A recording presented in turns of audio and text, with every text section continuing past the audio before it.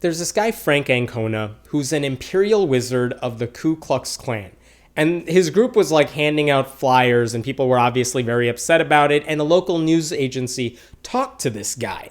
And he tried to explain that, even though his group wants to maintain white supremacy, he said, we don't hate people because of their race.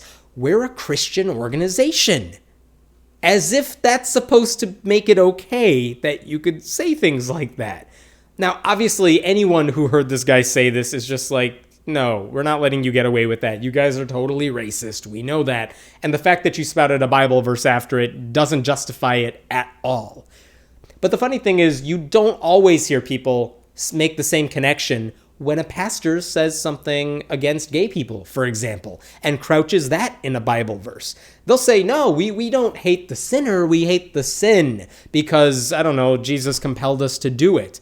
That's the exact same sort of rhetoric that the KKK guy was using. It's this idea that you can have a view that in your heart is totally wrong and unpopular, and you have no basis to build that, idea off of.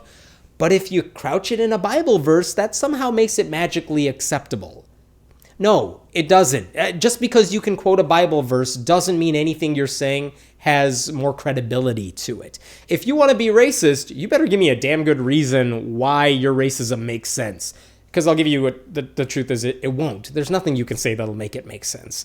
And nothing is going to make me agree with you or believe you when you say somehow being gay is unnatural or bad, because there's no reason, there's no evidence for that. But so many times Christians will say these things. They'll say homosexuality is bad. They'll say we need to cure people who are gay, or that we love people who are gay, but we just wish they weren't gay. And it's because the Bible said it. That's not an excuse. That should never be an excuse. And if you ever hear someone say that, don't let them get away with it.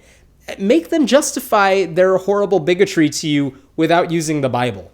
See if they can do it. Like, oh, you think there's something wrong with gay people? Can you give me a reason why that doesn't have to do with the Bible? Because, a lot of people don't believe in the Bible. And let's see what sort of loops they spin trying to convince you that it's wrong. Because I promise you, it's just going to turn out to be a joke. Never let anyone get away with saying something completely unacceptable just because they have strong religious convictions about it.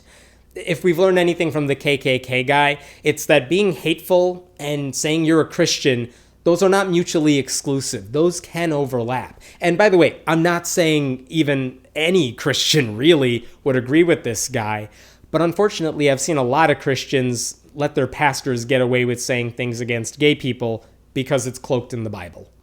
My name is Hemant Mehta, and I write at friendlyatheist.com. Please leave your comments below, and we will check them out.